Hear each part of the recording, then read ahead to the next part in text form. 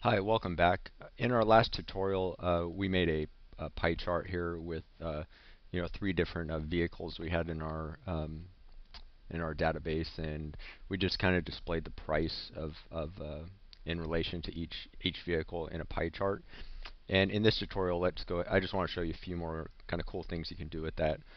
So while we still have our chart selected in design view here, let's go down to properties again, and we'll go back to series. Um, and and before we picked our data source, X value member, Y value member, one thing I didn't mention is Y value member. It's always just going to show you things in your table that have an actual value. So anything you have an NVAR chart won't show you in here.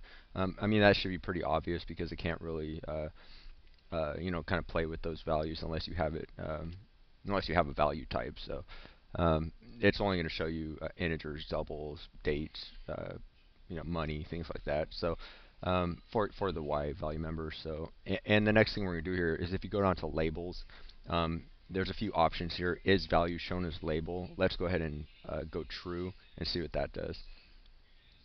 So let's run our application in debug mode, and now we can see the colors correspond to these names up here, and we're actually displaying the price for each.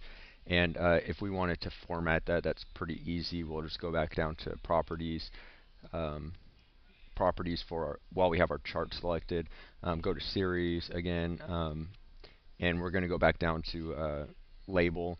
And right here it says label format. And if we just type a C in there, I mean, you might know if you're programming C#. That's just telling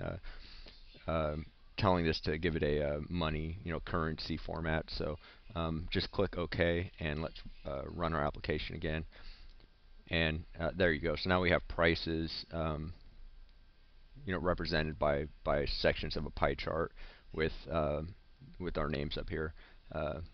So I hope that gives you enough information to start getting into that series property and start playing around with your pie chart. Okay, thanks for watching, and see you next time.